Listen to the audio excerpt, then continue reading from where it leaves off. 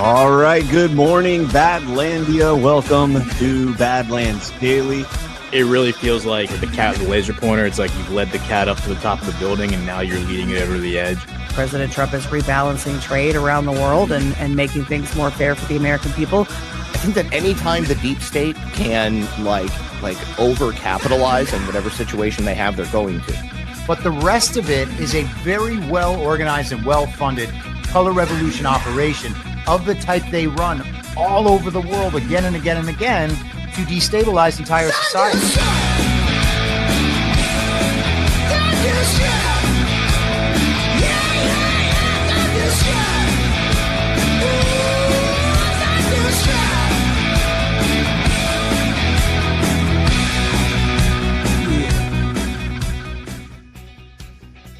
All right, good morning, Badlandia. Welcome to Badlands Daily. It is GART week, Monday, our last Monday before we head up to Nashville. Don't forget you're muted, Zach. Oh, you were coughing. How you doing, Zach? I'm good. I'm awake. So yeah, I knew exactly what I was doing. I'm looking. I'm like, oh crap, he's gonna do the mute, and then I realized you were probably just like coughing or something. And yeah, I was trying to be super covert about it. You have excellent etiquette, sir. You have great etiquette. How was your Easter, man? Easter was fine. You know, I was alone basically because Lisa's in Ohio, and I didn't go anywhere, so I was just here basically with the dogs. Did a lot of yard work, of course, and celebrated the resurrection of Christ. I mean, how could you not? It's Easter. I was going to say bummer, but then you say the resurrection of Christ. If I would have said bummer after that, it would have looked terrible. But bummer that you were alone on Easter. It's fine. It's fine. I have 364 other days out of the year that I can potentially be with other people. I could definitely use the decompression time, so I was fine with it. Well, there you go. I mean, everybody needs that time off a little bit. Hey, I wanted to ask you. We haven't spoken since April Fool's Day. Where you were at, did you guys get to watch the Artemis launch? I was live on the air, and I've attempted to see some launches before from my house, and it's never been successful. So I kind of just assumed that I wasn't going to be able to see it. It's funny because people in the chat were like, "Go outside, Zach, go outside," and I'm like, man. I don't know anybody around here that was actually able to see it. So you were going to be my confirmation that it's real. And now you can't do that. I saw stuff on the internet. That's it. So, I don't know how long you've lived in Florida, but back when we had the old 5 years. Okay. So this predates you, but back when NASA was rocking in the, the mid 90s, right? When they were doing a lot more of these types of missions, we used to be able to see them from down here in Fort Lauderdale. We used to be able to see them take off. So you probably would have been able to see it. We weren't able to see this one because it was just really shitty weather for us down here. We had nasty clouds and everything. And so all we got was the online version of it, the live stream. So it is what it is. You know what I can tell you? People have been sharing videos of the astronauts in space and claiming that it's proof that it's fake. What people are sharing is a video of the astronauts spinning a ball. It's a ball of the Earth. It's like a plushie toy. Mm-hmm. And what they've done is applied a chroma filter to the video after it actually aired on YouTube. You can actually see the original stream. And in doing so, they're saying, oh my gosh, look, they're so bad at faking people being in space. But the video itself is a fake. And I can't believe how many people are just eating it up. I mean, little bit of due diligence, fam. That's all you're saying, man. That's all you need to do. Just check in a little bit and you can see the same rationale that the government might have to lie to you. Internet influencers definitely have it as well. Yeah, I'm with you. I saw that same exact video, and I also saw, there's NASA has a 24-hour live stream right now from the shuttle where you can, pop in and see what's going on. And look, whether or not it's real or not, I'm definitely leaning towards it's real. I mean, I know people that live in that area that I haven't spoken to them yet about the launch, but they're close enough that they would have seen it if this was fake. But now, as far as, going to the moon and all that stuff, sure, I get it. This would be a psyop on a level, that we haven't seen since the 1969 psyop. Now that one, I'm fully in on. That one was totally fake. But well, here's my thing. Just because they had fake video that they put out, to me, doesn't mean they didn't actually go to the moon. Like, let's say, because theoretically, if there was, say, things that they didn't want people to see, they would have fake footage prepared to show people that would, for the time, could have been plausibly believable. Of course, there is the I think we talked about this last week, the famous Australian version of the moon walk, where an astronaut actually kicked a Coke bottle because it was left on the soundstage. So, there's all sorts of levels of fake and gay, guys. I mean, it doesn't mean that like absolutely everything is fake and gay. Just a lot of stuff is fake and gay. All right, I can get behind that. All right, guys. So check this out. If you have not done so yet, please smash that thumbs up. Where is the tab right there? Also, just a quick announcement. There's a slight scheduling change today. Instead of having Y Chromes and Alphas make sandwiches at their normal times at 1 and 3:30, 1 and 3 p.m., we are going to be doing the Battle of the Sexes with the Y Chromes and the Alphas from Alphas Make Sandwiches. That will be going on at 2 p.m. Eastern time, so kind of a split time between Y Chromes and Alphas.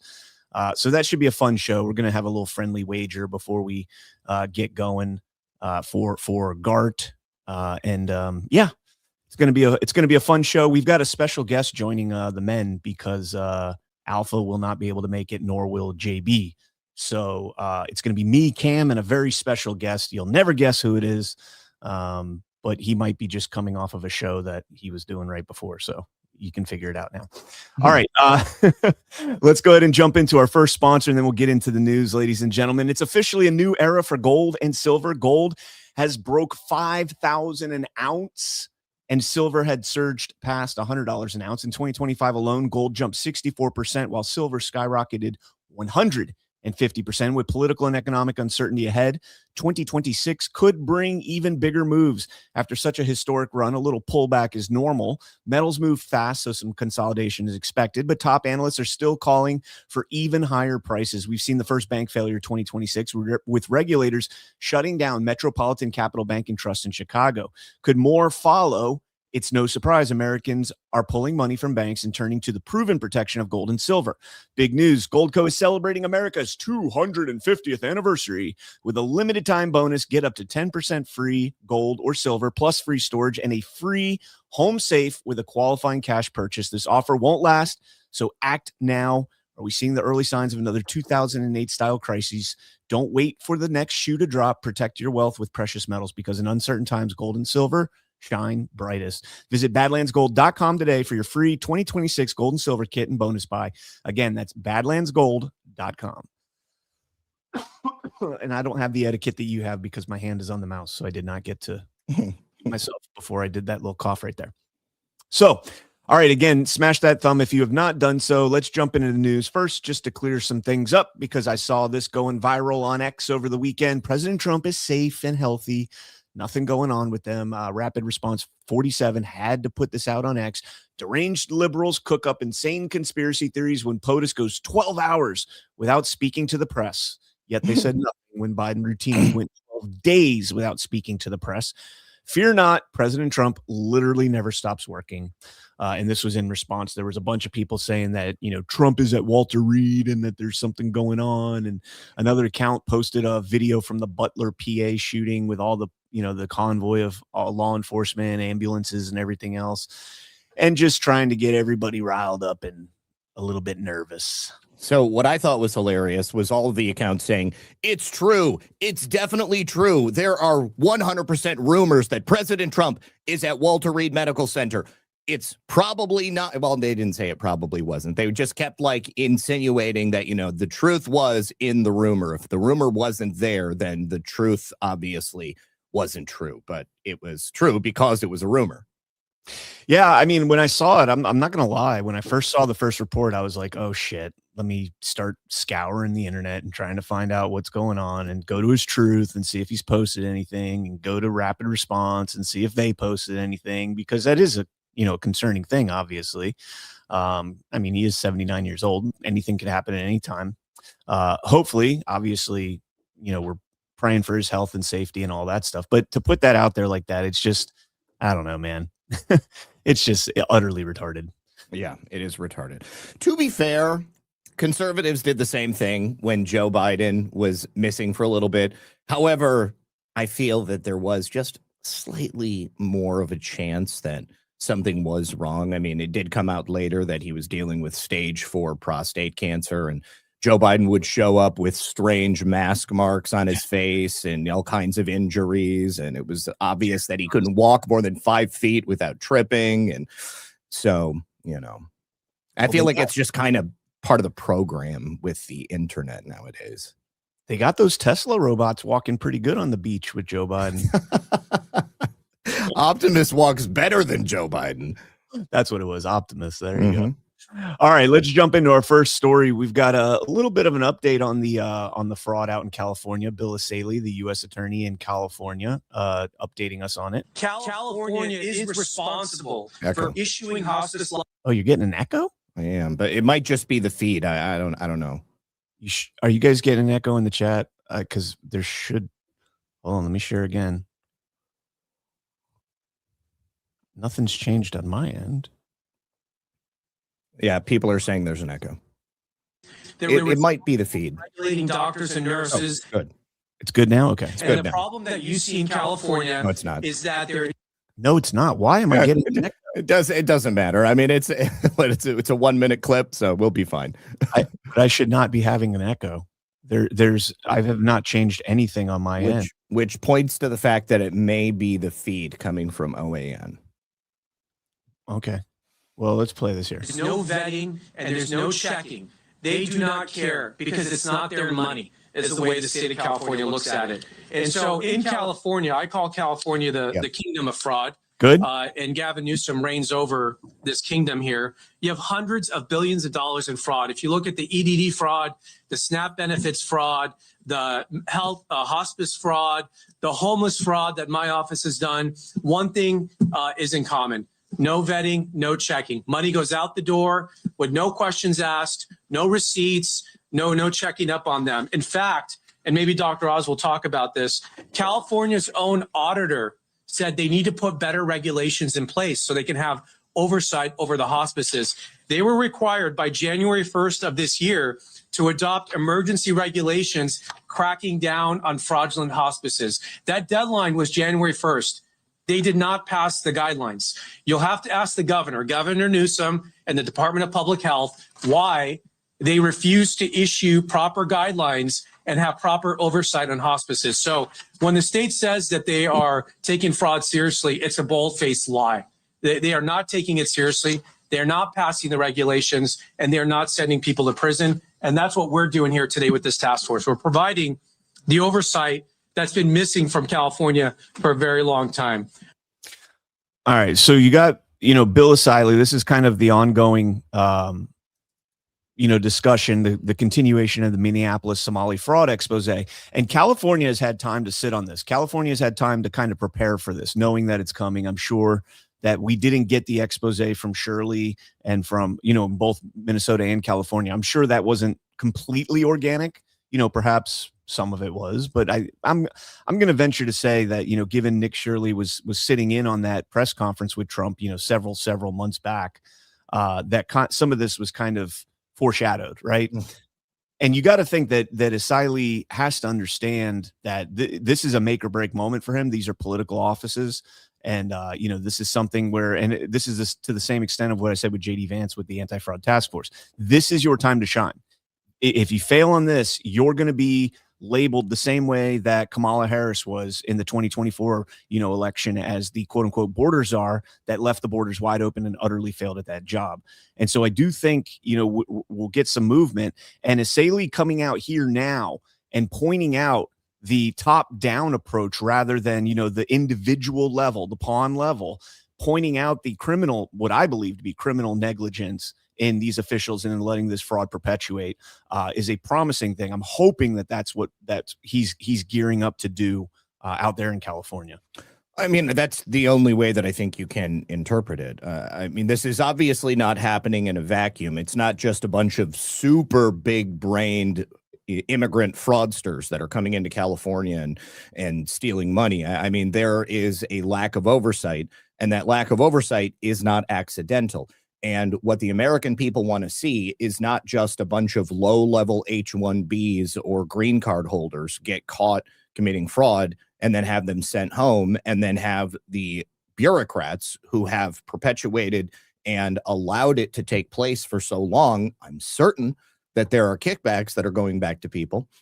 We want those people to be held accountable as well. We want to see indictments and arrests. And it's not good enough to just take the businesses away, maybe stop the fraud for a period of time, and then the people who created the system that allowed it to happen have no accountability. So yes, I believe that's exactly what Escalation is doing. I think that was a strong message that the fraud task force sent on the very first day that they were in action. If you look back at the statements from the administration, consistently they point back to the state level not interference, but the state level participation in the fraud that's going on.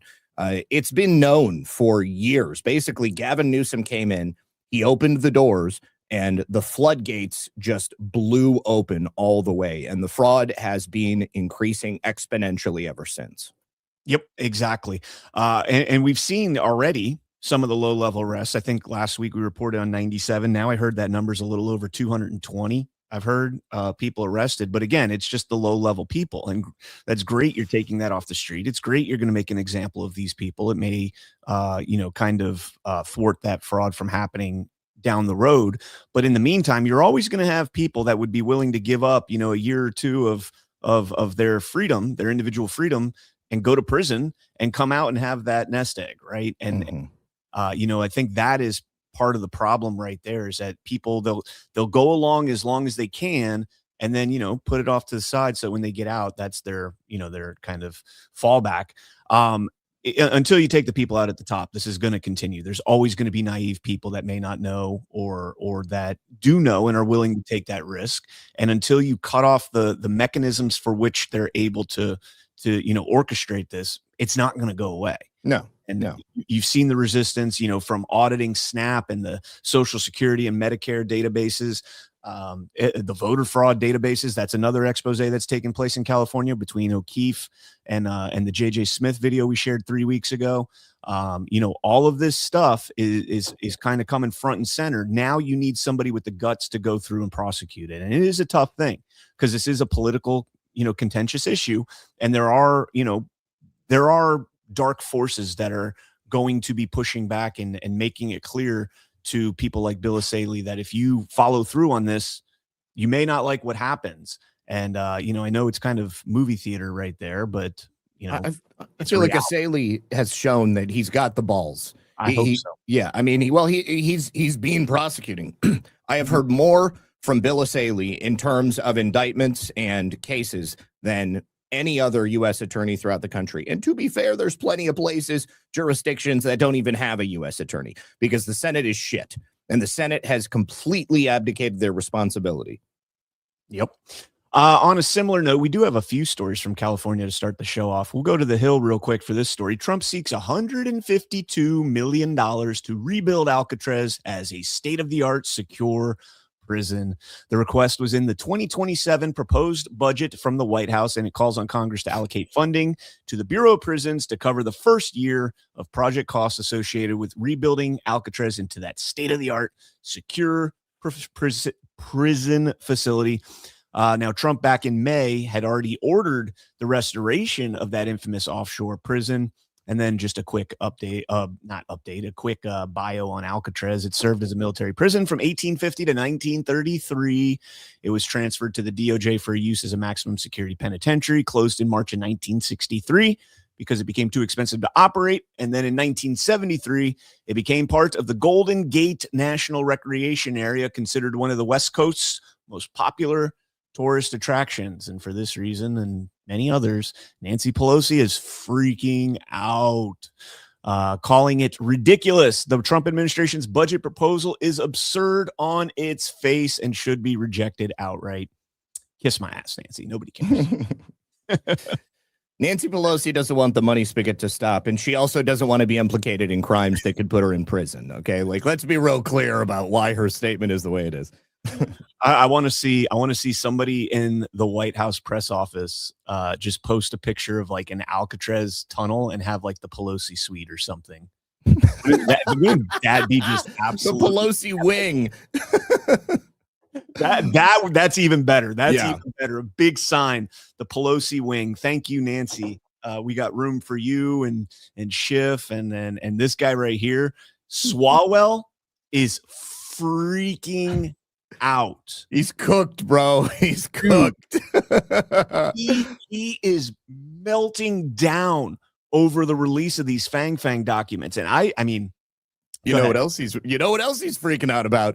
There are two different groups of like unconnected but all connected to Eric Swalwell, women who are coming forward preparing to go public on their stories about sexual harassment, abuse of power, improper workplace relationships. I mean, a lot of the type of behavior is happening in Washington, D.C. Lots of NDAs were signed. Eric Swalwell had a bunch of improper sexual relationships with girls, women who were much, much younger than him. From what I understand, they were all legal. All right. But you're a man in your 40s and you're hitting on a 19-year-old. Like, that's skeevy. It's kind of creepy. Mm-hmm. Like really, really creepy, actually. Yeah, so he's got it coming from both ends, and he knows things are not good. And then you got the whole question about his residency. All right. I mean, like, Eric Swalwell is in a circular firing squad right now, but all of the muzzles are pointed directly at his torso. And it's funny because, depending on what poll you look at, he's in the top 3 of the, GOP primary, the governor primaries out in California. But because it's a jungle primary, there's a possibility he doesn't make it onto the final ticket at all. Is that a racist term, Brian? I don't know. Jungle primary in California? That sounds a little racial to me. Well, they canceled the debate because there were no people of color. No people of color. I couldn't believe that.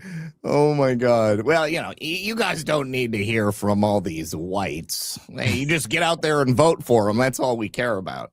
The funniest part was I agreed with all of it, or not agreed, excuse me. I disagreed with all of it, thinking that it's stupid that they're doing this. But there was one stipulation that gave them the fodder to make that argument that there's no people of color up here. And they had a guy, that Silicon Valley guy, that was like, Chamath Palihapitiya? Yeah. No. He's running. He entered the race very late, but he got like an influx of money from Silicon Valley. Okay. And because of the money that he was able to fundraise, he got on there. He wasn't polling high enough to get on there, but they also take into consideration fundraising, which I don't think they should. If you're going to do polls, which are totally fake, you should not. You should stick to the polls, stick to the popularity. We're a constitutional republic. We're not a corporate republic. If we were a corporate republic, then sure, money should matter. But, we have individual representative in a government of for and by the people, not of for and by the Fortune 500s in Silicon Valley. So I do agree with them kind of on that regard. But the people of color thing was absolutely retarded. Like, Bashir is wildly unpopular. We still remember what that dude did to us during COVID. Some of the other folks, it is what it is. Totally retarded. I personally, you know how I feel. I'm sure you're the same way. I mean, money out of politics entirely. The only people you should be allowed to raise money from are your constituents. Like, no external money coming from outside the district. I also think that in order to get around this so-called need to fundraise from, large super PACs and corporations, candidates should be required to have a certain amount of airtime on local television so that, you've got like a dedicated amount of time for messaging that can go to people. But even more than that, if you're going to be running in a district, you should be out there meeting the people. And I go back to my old argument. if you are a representative in the House, you should be required to not only live in the district, own a house in the district in which you are running, but you should be required to live there full time. You should have office space there full time. You should not have a second residence in Washington, D.C., because that invites shady financial transactions to take place. Okay, that sort of, and I'm sure it's by design, let's be honest, but it invites people to sell their souls so that they've got enough money to survive in both places. This is a whole separate topic, and this is probably, this would actually be a discussion that we could throw into the voting aspect of a GART discussion. But, I think it's past time where, not only do we cap how much a campaign's allowed to take in, but maybe even, subsidize that for the qualified candidates, at the local level. And cap them. If you're running for Congress, a House seat, you're capped at $250,000 that you can spend. Yeah. Senate seat, $1 million. President, $20 million, whatever the case might be. Instead, now, Kamala raised over $1 billion allegedly, and most of that, Act Blue, Win Red, the money laundering operation going on there. So, yeah, I'm with you all the way on that. So, but let's get into this. This is Eric Swalwell, freaking out and throwing a threat here at the FBI regarding the 2026 midterms if they don't go the GOP's way. That he's saying the quiet part of what Democrats allegedly plan to do. And again, I think this is all smoke and mirrors. But let's play this clip. And it's not just all that's going to come out on Epstein. It's all going to come out on how they've weaponized the Department of Justice against the president's political opponents. And so to the FBI agents who are being asked to break the law every single day, what we want to make clear, and I know this comes from Jamie Raskin and Robert Garcia, who will have the subpoena power next Congress, you will be protected if you come forward right now. If you do not come forward right now and you enable more corruption on Epstein or the weaponization, you will be before Congress and it will all come out. What evidence do you have that the FBI agents are being asked to break the law every single day? None. Well, this Washington Post reporting and New York Times reporting that they are being asked to essentially collude with the Chinese government to interfere in the California governor's race. What? We've heard about the efforts to fire FBI agents who do not want to see them doing immigration raids or scrubbing, the Epstein files. You can watch as he is lying through his teeth and making shit up in a roundabout way that is legally safe. You can watch the host like sighing, like taking a deep breath, like, oh man, this is bad. This is bad.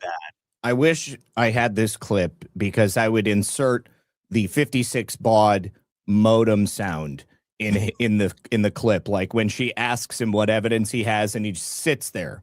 He's like, okay, be very careful, Eric. You've got to make sure you sidestep defamation or some type of improper actions as a Congress member. Let me back up just a little bit. Watch the host's reaction. Raids or scrubbing, the Epstein files to protect Donald Trump. They're being moved, over to do that. The investigations that they've launched into Adam Schiff, Tish James, Lisa Cook, where judges are throwing out these investigations.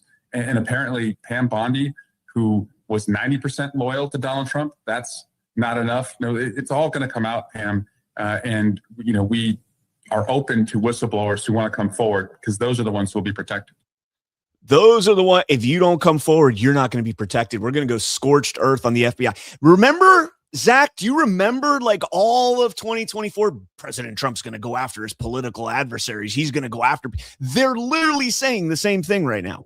If you don't come forward as a whistleblower and talk about the FBI releasing a report on the chair of the House Permanent Select Committee, Intelligence Committee, sleeping with a Chinese spy.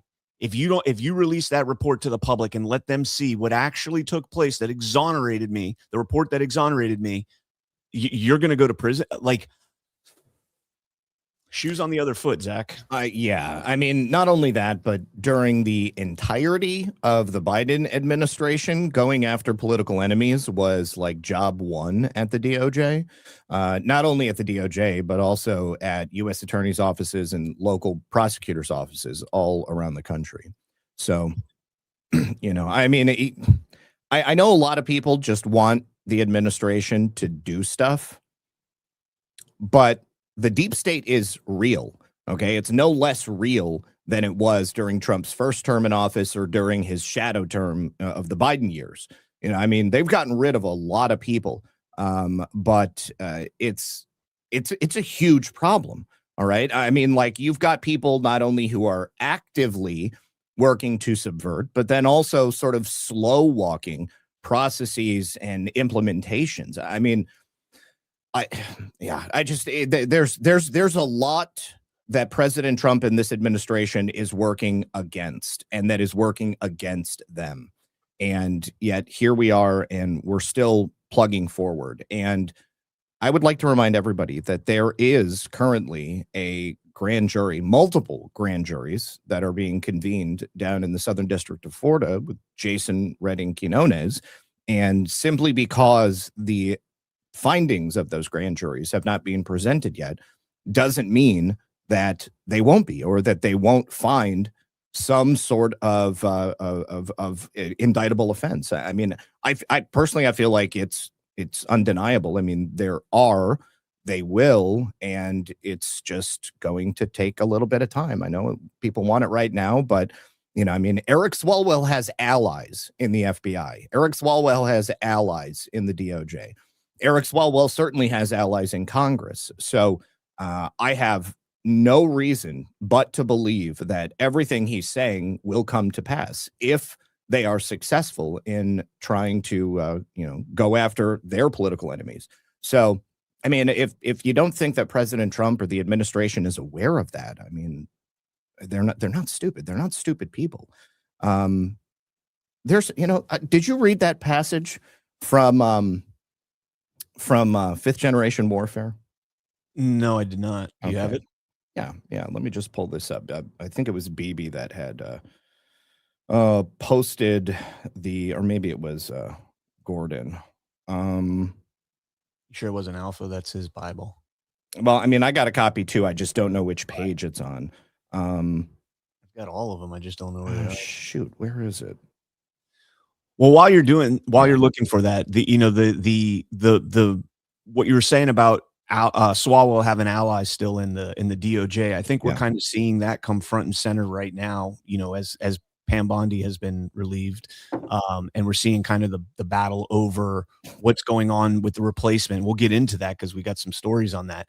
But Jared Wise coming out and saying you can't fix this from the inside. Pam Bondi saying she's going to go work in the private sector and keep fighting for President Trump and the America First agenda. Yeah. Who knows what exactly that entails? But the rot that is in the DOJ is still residing inside of the DOJ, and it's kind of difficult to think.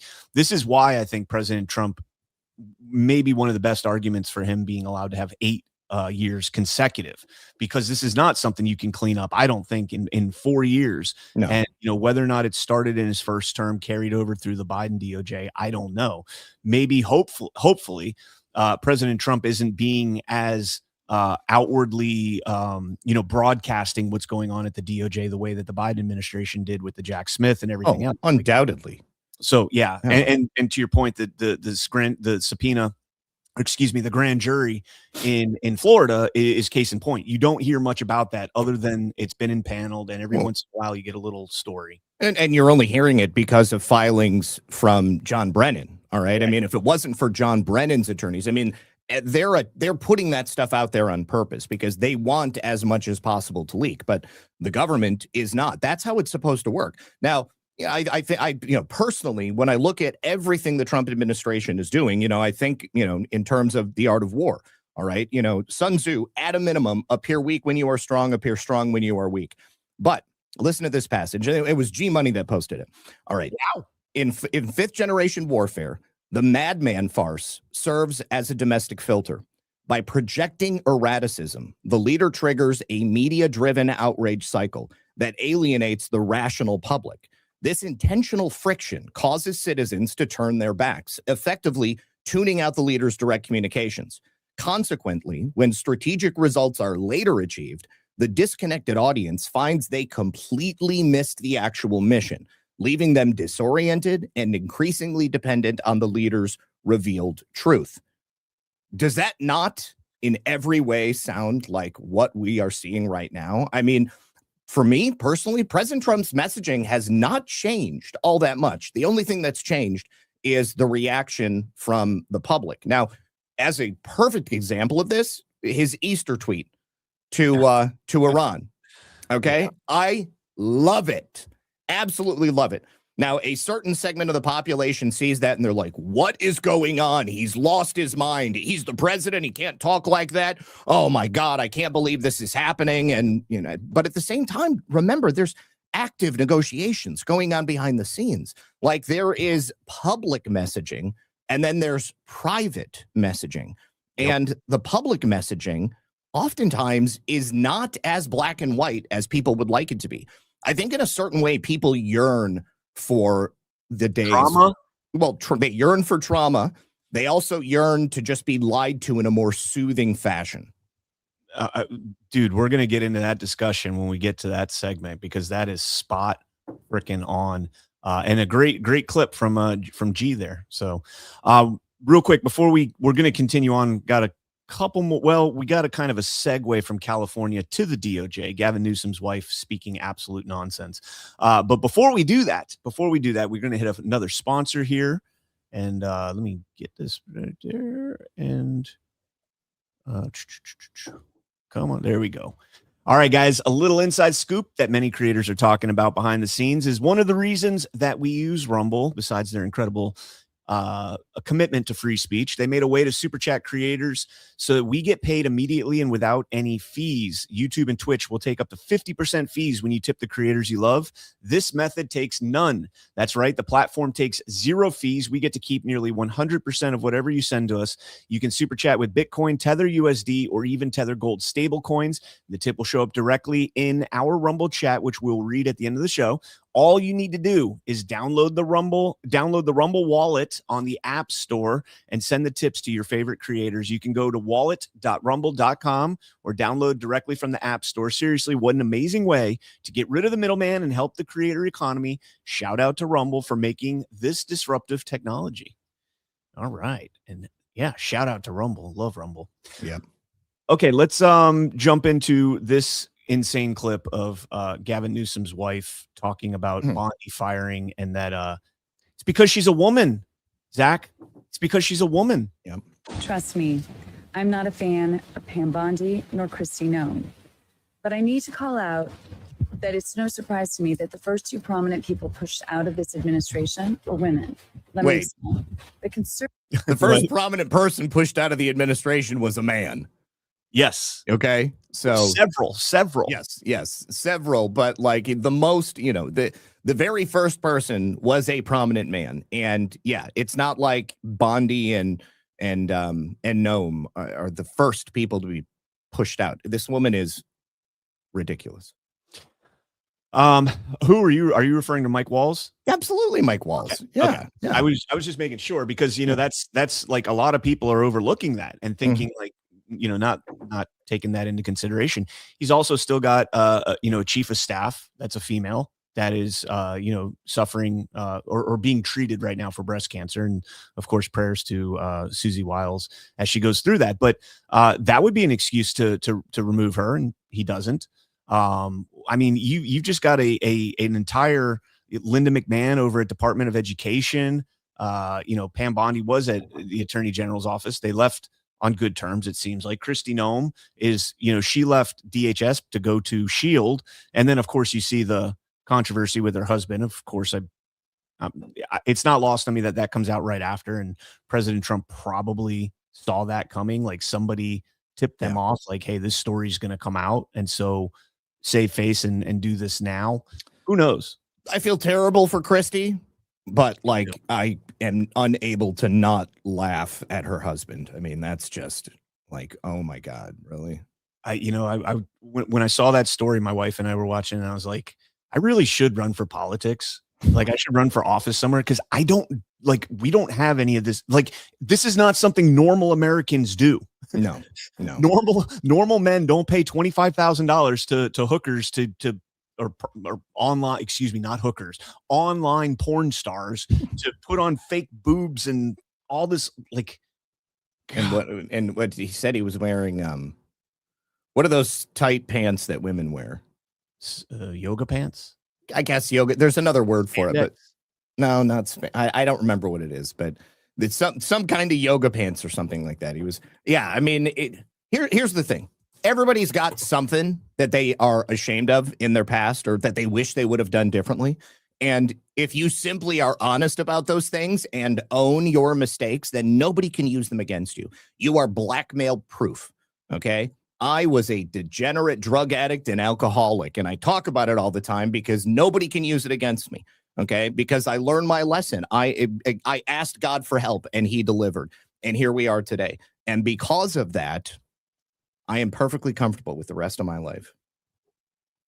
Absolutely. And that's the thing is it's leggings. People are saying leggings. They're leggings. That's it.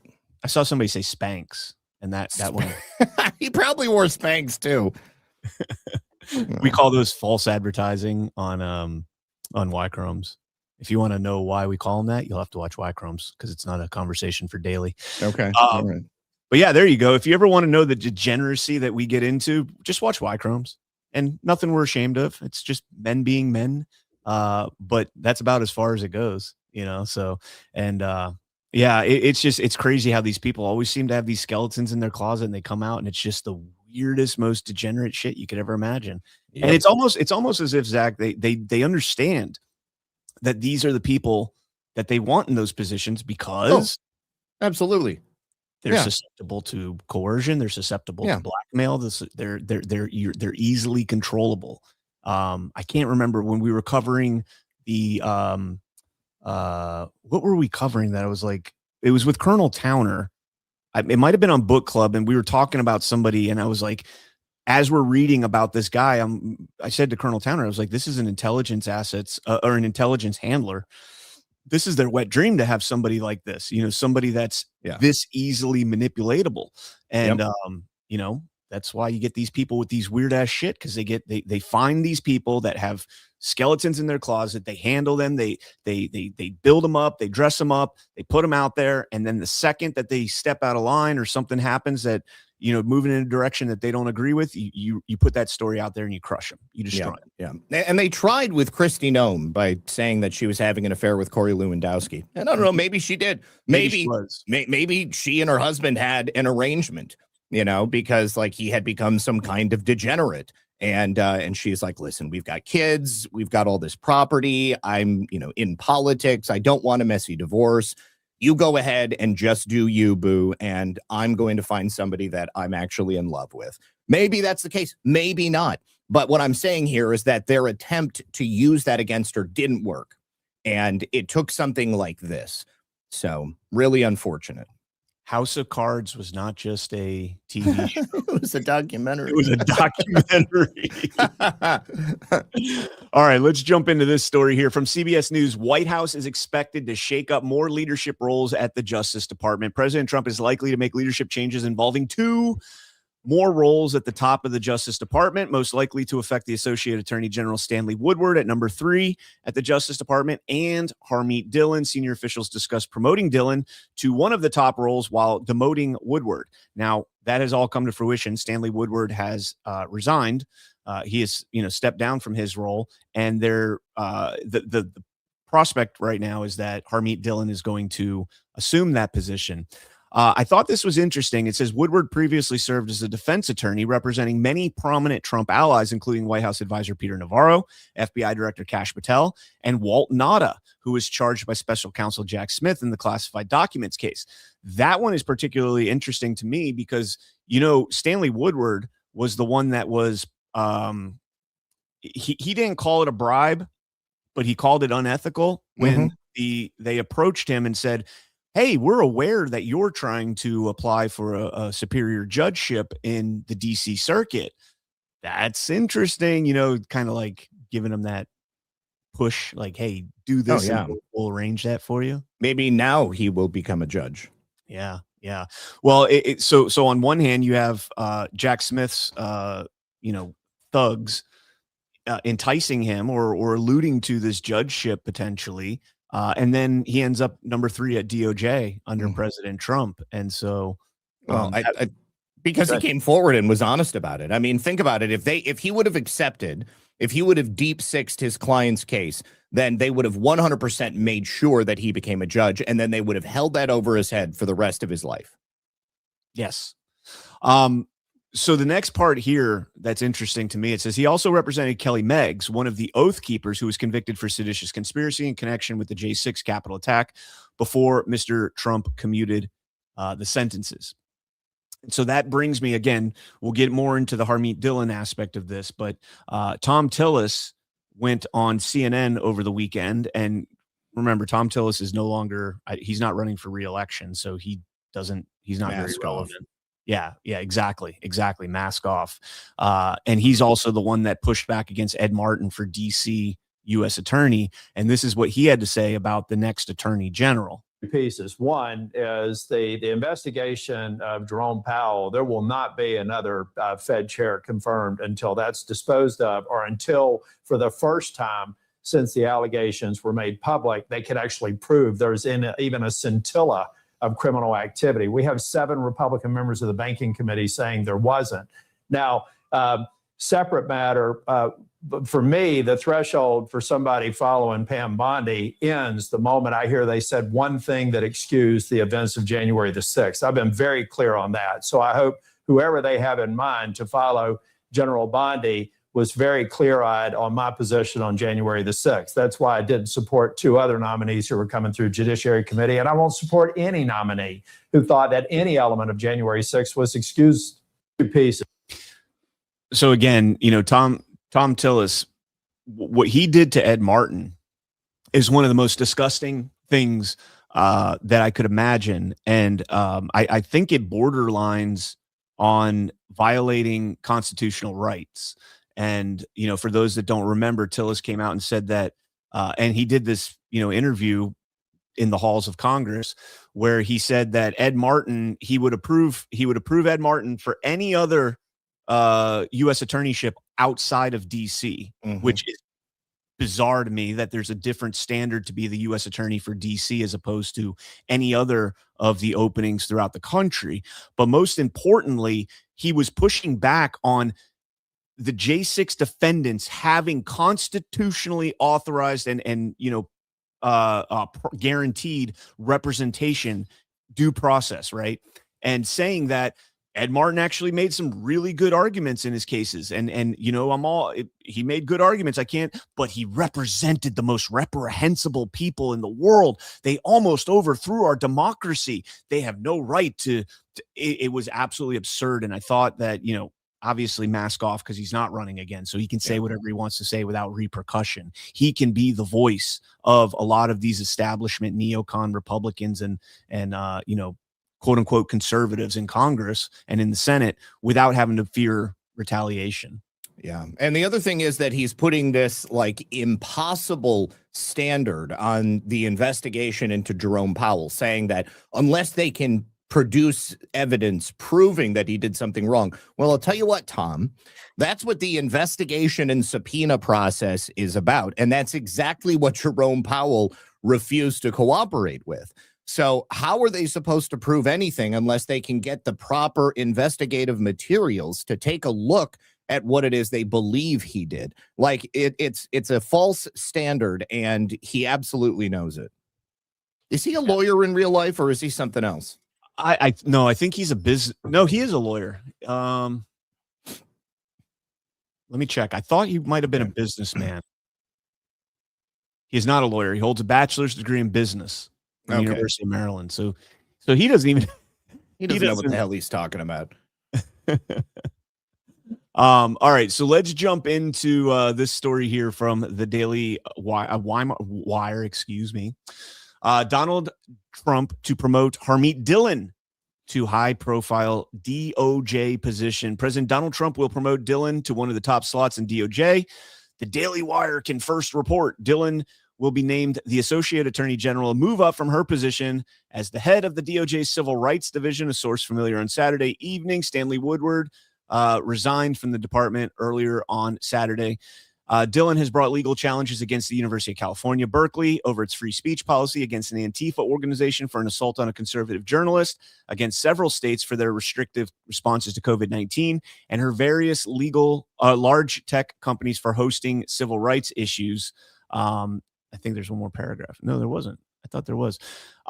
So the thing with Harmeet, okay, again, going back to what Tom Tillis was just saying, Harmeet Dillon has been kind of off and on with the J6 story, and we'll focus on that first. Because let me read this post here from Jared Wise, who we mentioned earlier, and he was the senior advisor to Ed Martin at the Weaponization Working Group, and he resigned the same time as Pam Bondi, the same exact day. Yeah, saying that you can't fix the DOJ from the inside; it has to be done from the outside. So Jared Wise puts this out on X. He says, I believe that promoting Dillon within the DOJ would be a disaster for J6 defendants. It would diminish any hope of holding accountable those responsible for their abusive investigations and prosecutions. She has taken the establishment view of J6 from the very beginning, as evidenced by her J6 Twitter post, where she wrote, quote, this scene at the U.S. Capitol is shocking and disgraceful. The mob violence the left has habitually engaged in these past years is despicable, but in no way excuses these crimes, end quote. And her January 7th interview on 2021 interview on Fox, where she stated that, quote, every single criminal who destroyed property and trespassed and threatened our legislators doing their sacred duty should be punished for that. Now, we can go on and read that. I don't totally, I understand what Jared Wise is saying here, but at the same time, that you're still in the fog of war on January 6th and January 7th. Yes. And what we saw on television from the, obviously us on, that were there, like myself, I don't think you were there. No, I was there. Oh, you were there. Okay. I was at January 6th. Yes. Okay.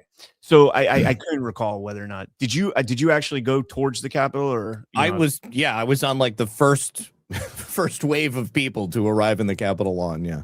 Yeah. Oh no. Yeah. Well, I was in DC. I did not go to the Capitol. I was at the Ellipse for Trump's speech. But anyways, I was in my hotel room watching what was being played on TV, and they made it look the worst that it possibly could have been, right? Yes. Showing the same footage over and over again. Look at this one thing right here, right? And so your initial reaction to this is, yeah, if you destroyed property, if you made threats to legislators and all that, you should be arrested. And I don't disagree with that. You can't destroy property. But as the dust settles, as the smoke clears, as the tear gas clears, as the blood is washed away, you start to see what actually unfolded. So judging Harmeet Dillon on her initial response and reactions to January 6th, I don't know that that's the fairest thing. No, I don't either. And I would also point out that it's come out over the years that the vast majority, if not all of those people that were engaging in the property destruction and the desecration of the Capitol were feds. They were plants. Okay. So I have always wanted those people to be prosecuted. Okay. And the vast majority of them completely slipped away. They took those charges and they transposed them onto people who just ended up in the Capitol. I saw the exact order of events that led to those situations happening. We were there on the lawn. There was no indication that there was, some hands-off area, because we had gotten there. It must have been, shortly after Ray, what's his name? Chris Ray? Ray Epps. It was after Ray Epps and that group had already pushed through the bike barricades. The bike barricades were not there. Like the little snow fence was gone. There was a line with perhaps some Xerox signs that was all gone. People were just walking. And so I was right there at the back of the Capitol, pretty much at the base of the crow's nest. And everything was calm. People were just kind of waiting around. People thought President Trump was going to show up. Yep. And the police I saw them staging getting ready, like, getting their pepper ball guns ready. And then all of a sudden somebody shoots a flashbang and it literally flies over my head and boom, goes off maybe 2-3 feet behind me. And this dude drops dead, like right then and there. And people are like, what the F just happened? Like, what are you doing? And people are trying to give him medical aid, and people started getting angry at that point. And they were like, we are not your enemies. Why are you attacking us? And then the people at the front, they start sparring with those police officers, and things devolved very, very quickly. And I saw, people pushing past the police, like up on the parapet. And I have no way of knowing who those people are at the very front. I have no way of knowing whether or not they were, just angry patriots, or if they were the feds that were planted in the crowd. And I know that when we were walking there was a series of people that were staged at corners with bullhorns, and they were directing people, and they're like, "You're going to the Capitol. Keep walking. Do not stop."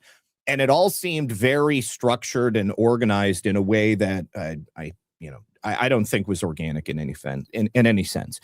And so we were there and we saw it getting bad. And my buddy JR and I, we're like, what should we do? Because we had a group of like maybe 20, 30 people with us, and some people from the chat were with us. And JR was like, listen, they've got the flashbangs out. They're shooting pepper balls at people. The next move is they're going to start popping tear gas, and we do not want to be responsible for these people that we brought being here in the midst of that tear gas, because it's going to be bad. And I saw them wheeling somebody out on a gurney, and I've always assumed that was Ashley Babbitt. Yeah, no. The guy, was it Grayson? No. Why can't I remember her name? I'm like blocking. Oh, Roseanne Boylan? No. She was the one who was shot. Ashley Babbitt. Oh, okay. Yeah. Okay. Yeah. Yes. Ashley Babbitt. It was Ashley Babbitt. It was Ashley Babbitt, Roseanne Boylan, Kevin Grayson, and oh man, I can't remember the fourth one. Well, either way, I saw that, and then shortly after that, like shock troops walked through. They were like full riot gear, and they were militarized in a way that the original police didn't seem to be. And so we got all of our people together, and they had already called curfew. They told everybody that, they had said people need to leave. This is unlawful. And so we took our people and we got to the subway, and we took our train back to our hotel, which was just outside of DC. And then I did a stream and I talked about all of this.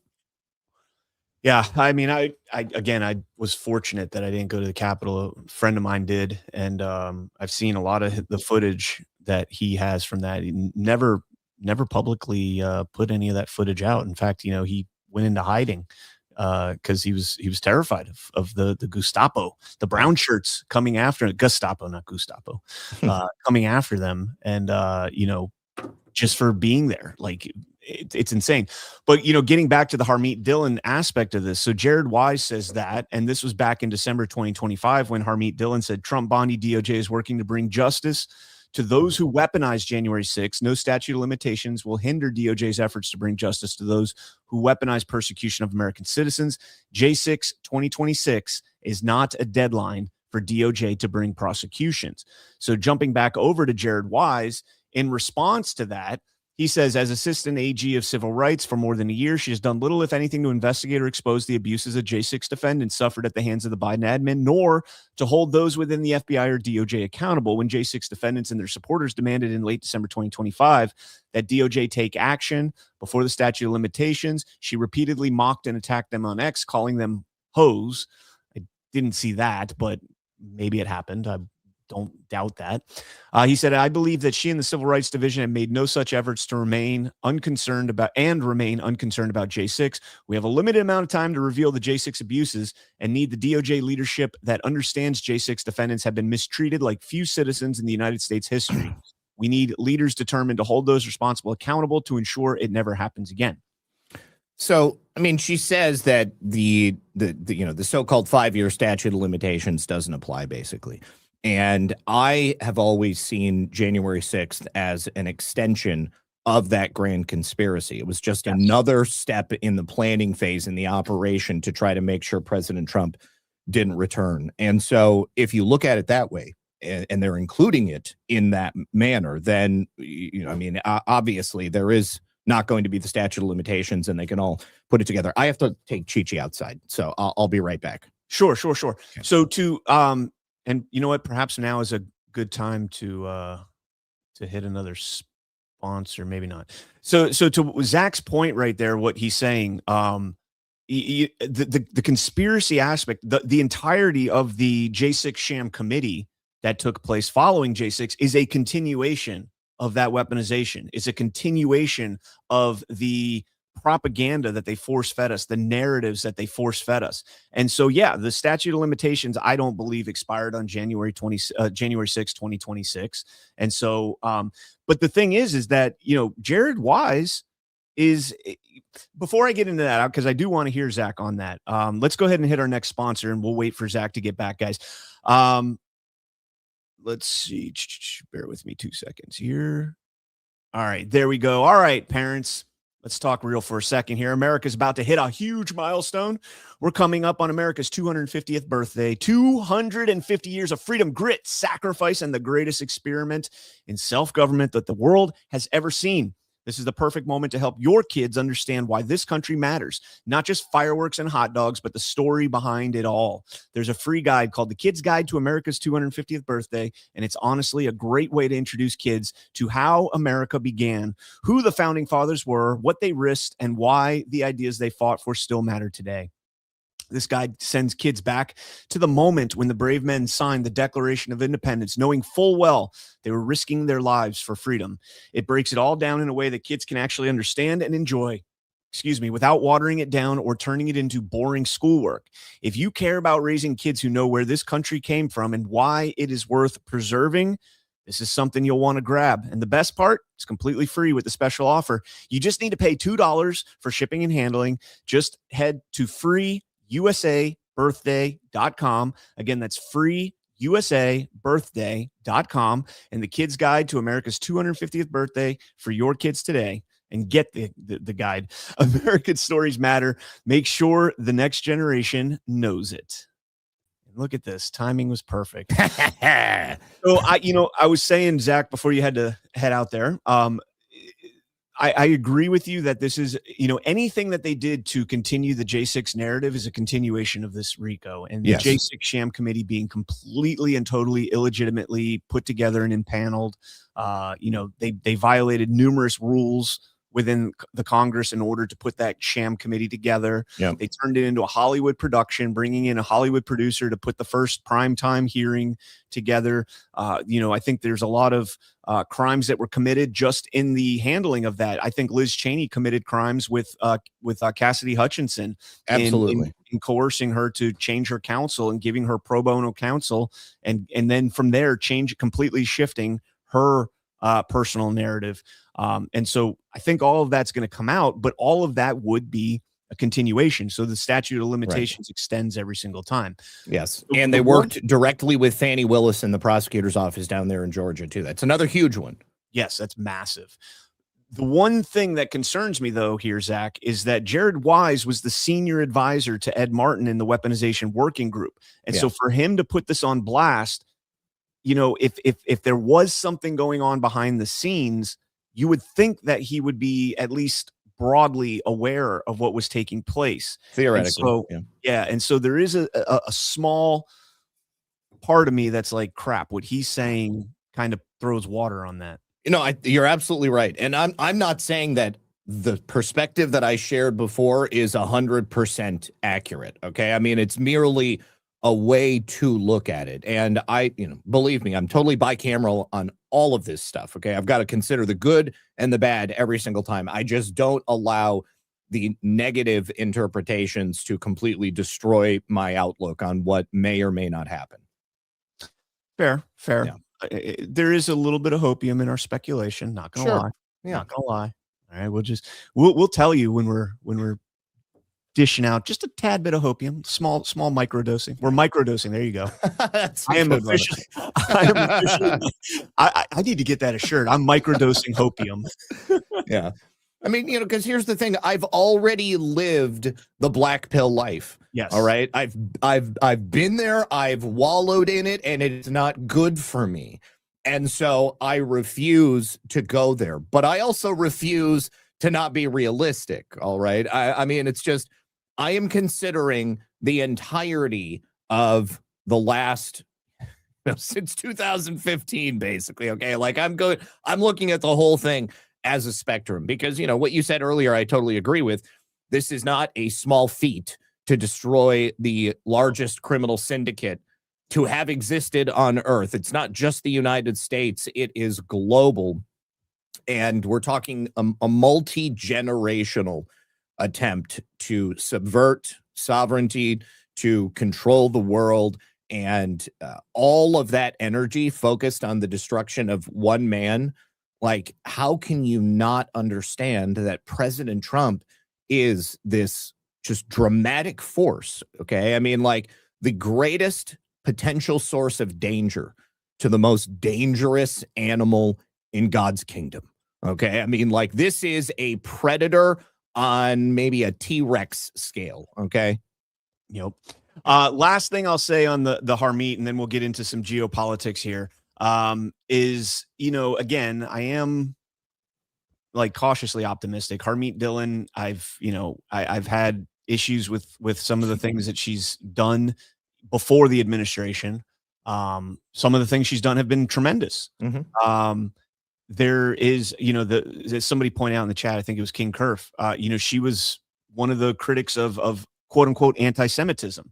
And, I think in a First Amendment country, free speech, anti-Semitism should not be a thing. Racism should not be a thing. You can say it, but you can't do anything as the government about it. You can call it out all you want, but you can't do anything. And, there's Ghost posted a video, San Diego City Council passing anti-Semitism laws from the International Holocaust Remembrance Association, right? That can't criticize Netanyahu, can't criticize Israel, can't, any of this stuff. It's crazy.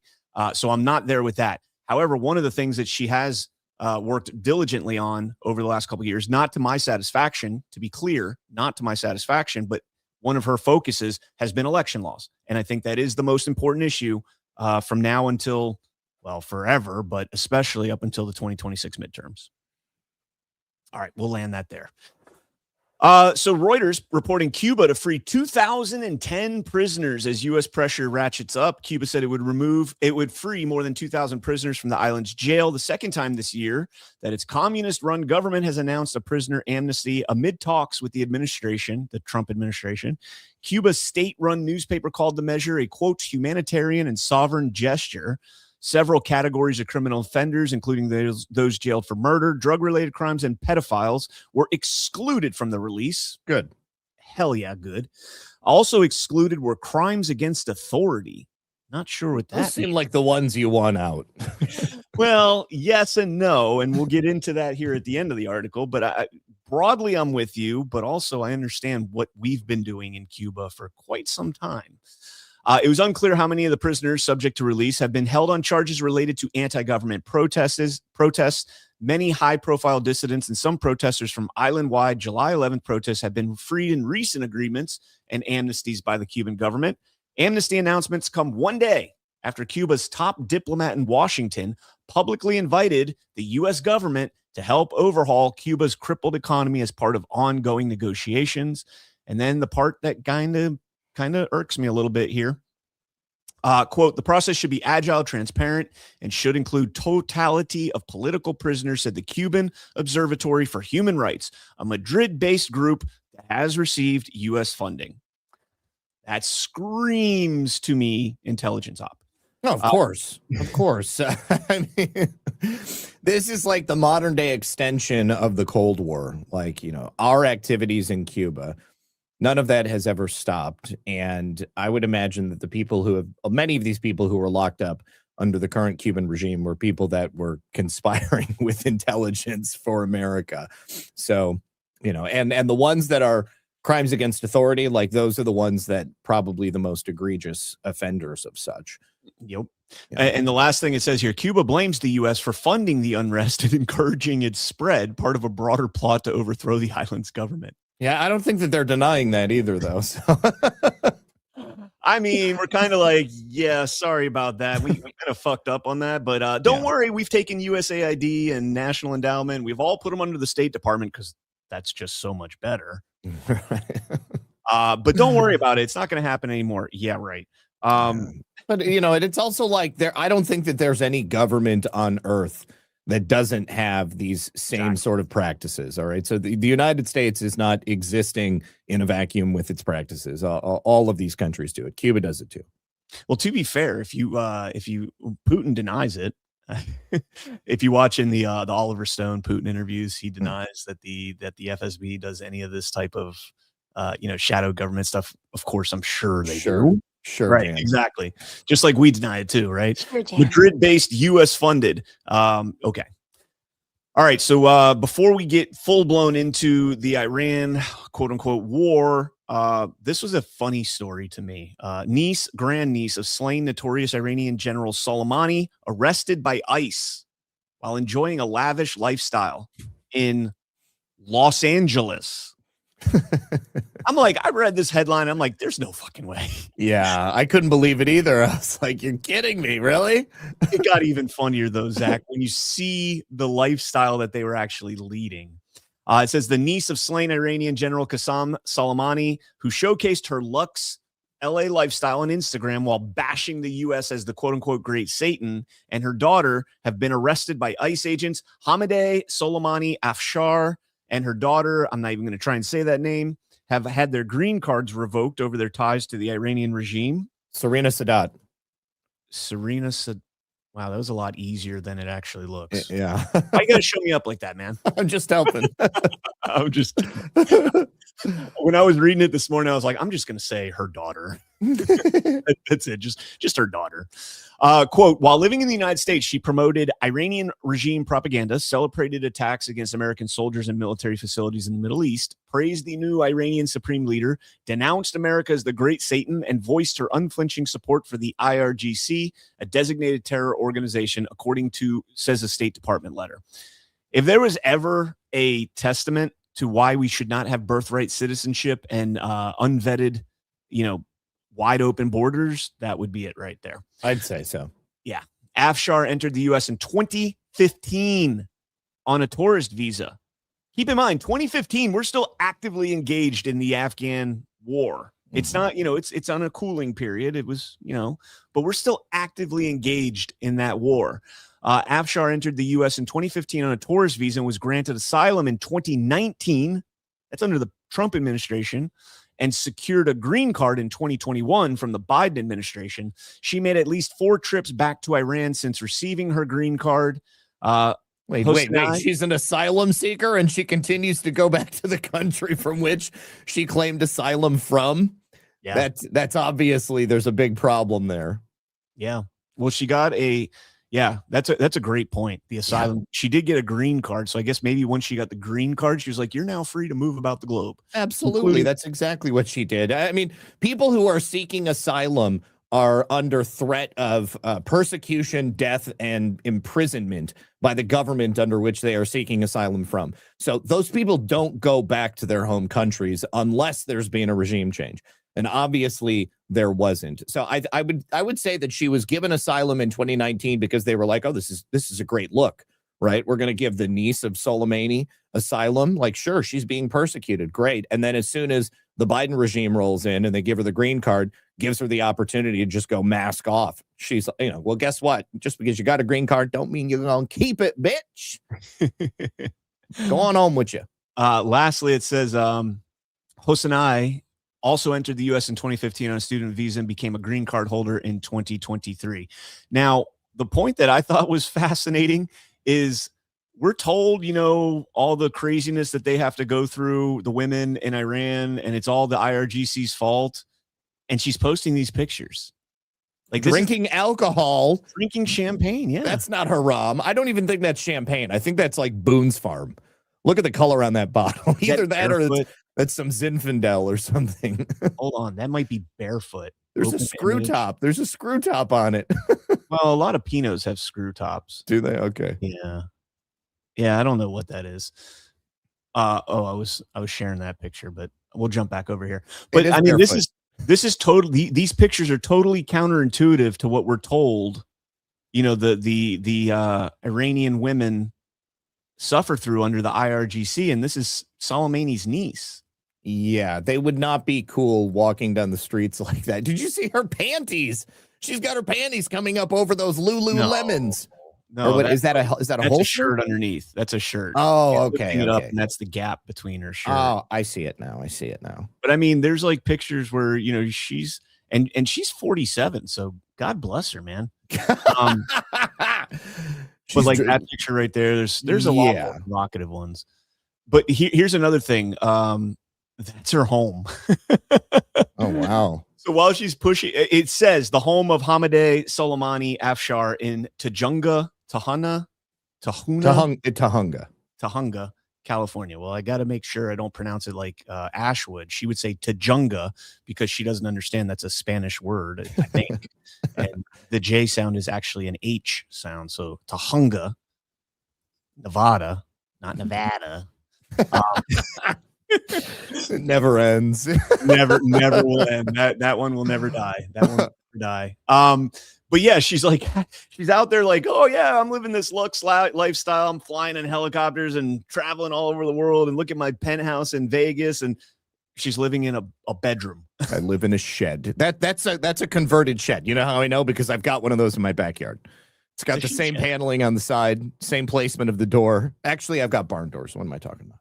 If I had enough land, I would definitely have a shed like that for my studio. Oh, you know what, Brian? That's why I was trying to build it in the first place. Florida just passed a law allowing anyone to place a accessory dwelling unit on their property. So yeah, you can do that as long as you're within like the setbacks and stuff. And in Flagler, if it is, you know, of like a certain making, if people are going to live in it, it has to have the exact same like color as your main unit. It has to have the exact same roof. And yeah, anyways, I ended up just using it for a shed because I converted a room in my home. All right. Well, let's get into the nitty gritty of the Iran conflict. But before we do that, this was so embarrassing for the New York Times that Politico, the editor for Politico, Sasha Issenberg, calling them out. Does the New York Times know what NATO stands for? Read that headline there, Zach. A North American treaty organization without America. That right there is frameable. My goodness. Stephen Erlanger, has he replied to his own stupidity on X? Do we have a commentary from Stephen Erlanger? The New York Times has issued something saying, we understand it's the North Atlantic Treaty Organization, not the North American Treaty Organization. Look, have they told Stephen, though? That's the thing. Have they, or their editors who should have caught that before they published? That's the key. So we're on a live show, right? We're thinking off the top of our head. We can make mistakes from time to time, get, you know, acronyms wrong, you know, whatever. We're going off cuff, right? Yeah. Me and Zach have a 3-minute conversation before we go live with the show. You know, we're putting this together in several, 3 hours. This is something that editors looked at. Like people looked at this headline and they're like proofreading it, essentially. I mean, even AI should have caught that. Like if I go into AI, because I use AI to proofread all of my articles that I write. I put it in there and I say, put, parentheses, put any errors in parentheses so I can correct the errors. And I'll make sure that they're not just giving me, because sometimes they'll make like fact checking corrections and I'll make sure that they're correct on that. But they would have caught that. And just stupidity. But that's what you expect from the authoritative source. President Trump actually chimed in on this. The failing New York Times, whose lack of credibility and their constant fake news attacks on your favorite president, me, has caused its circulation to absolutely plummet, referred to our severely weakened and extremely unreliable partner, quote unquote partner. I love that. Quote unquote partner NATO as the North American Treaty Organization. The correct name is the North Atlantic Treaty Organization. A very interesting mistake. I love that. That's my favorite part. The quote unquote partner and a very interesting mistake. Maybe it wasn't a mistake. Maybe they did that kind of a little bit deliberate. I don't know. The hiring and educational standards have gone way down at the New York Times. Bring back, quote, all the news that's fit to print and make America great again. I don't know about all that, but all right. So let's get into what's going on. And I'm just going to run through this as it's up. The Iran International, this is their kind of state-run media. Iran says it's reviewing a peace plan, but not open to a temporary truce. According to Reuters, Iran is reviewing Pakistan's proposal for an immediate ceasefire, but is not open to a quote-unquote temporary ceasefire, says a senior Iranian official to Reuters on Monday. The official said Tehran would not reopen the Strait of Hormuz in exchange for a temporary truce and viewed Washington as not ready for a permanent ceasefire. The official also said Iran would not accept pressure to make a decision under deadlines. Oh, crap. I just clicked out of that. I did not want to do that. Which brings me to President Trump's craziest tweet that everybody was melting down over. Not everybody. Some people like us were cheering this on. Tuesday, President Trump yesterday tweeting or truthing. Tuesday will be power plant day and bridge day, all wrapped up in one in Iran. There will be nothing like it. Open the fucking strait, you crazy bastards, or you'll be living in hell. Just watch. Praise be to Allah, President Donald J. Trump. Oh my God. I love it. The humor in that is great. And the response from morons on X was just about as funny as well. It reminds me of in Zoolander when Hansel comes up to Zoolander and goes, Who you think I am, Esse? Don't you know I'm loco? That's what it reminds me of. Like Trump just saying, open the fucking strait, you crazy bastards. Oh my God. I saw that and sent it to Lisa and I was like, oh, I love this man. I woke up at 8:30 to prep my morning show. Or no, I woke up at 8:30 because that's my biological clock. The day before that, I was prepping my morning show. But I woke up and immediately was like, oh my gosh, this is gonna break the internet. It's Easter Sunday, and the first thing I wake up to is a Truth Social post calling the Iranians crazy bastards. And then he follows it up with this post, Tuesday, 8 p.m. Eastern time. Now, everybody's thinking that this is like the deadline for Iran. Has he come out and followed that up and said that this is what he meant by this? No. Okay, so that's kind of interesting. I mean, that is the assumption. I assume that as well, that that's what he's referring to, but don't ever assume anything with President Trump. Right? No. Anything's possible at any given moment. So let's jump into the story from Reuters about this ceasefire, which came out after the open the fucking strait, you crazy bastards. Iran, U.S. received plan to end hostilities. Immediate ceasefire, sources say. Framework has been put together by Pakistan and exchanged with Iran and the U.S. overnight, the source said, outlining a two-tier approach with an immediate ceasefire followed by a comprehensive agreement. Quote, all elements need to be agreed today, the source said, adding the initial understanding would be structured as a memorandum of understanding, finalized electronically through Pakistan, the sole communication channel in the talks. Axios first reported on Sunday that the United States, Iran, and regional mediators were discussing a potential 45-day ceasefire as part of a two-phase deal that could lead to a permanent end to the war, citing U.S., Israeli, and regional sources. Under the proposal, a ceasefire would take effect immediately, reopening the Strait of Hormuz with 15 to 20 days to finalize a broader settlement. The deal, tentatively dubbed the Islamabad Accord, would include a regional framework for the strait, the final in-person talks in Islamabad. There was no immediate response from the U.S. and Iranian officials. Pakistan Foreign Office spokesperson declined to comment. Iranian officials had previously told Reuters that Tehran was seeking a permanent ceasefire with guarantees that they will not be attacked again by the U.S. and Israel. The final agreement is expected to include Iranian commitment to not to pursue nuclear weapons in exchange for sanctions relief and the release of frozen assets.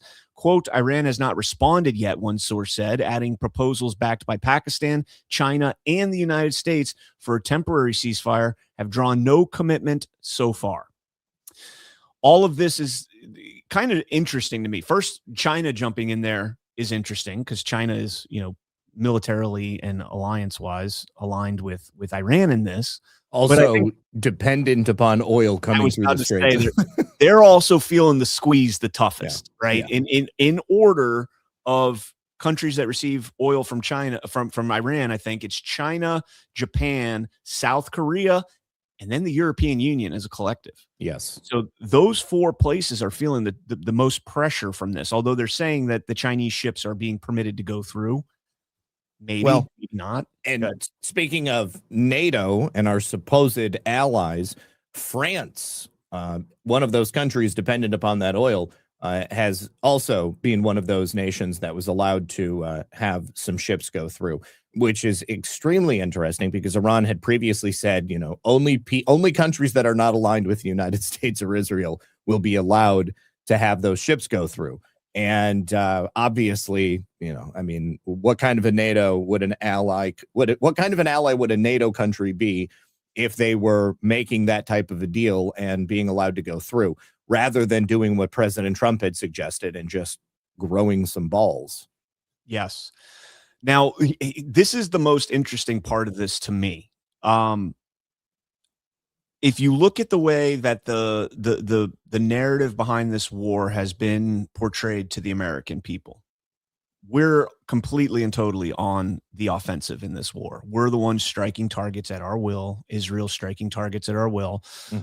We've only lost, praise God, we've only lost 13 soldiers on record that we know about. There's claims out there that we've lost many more.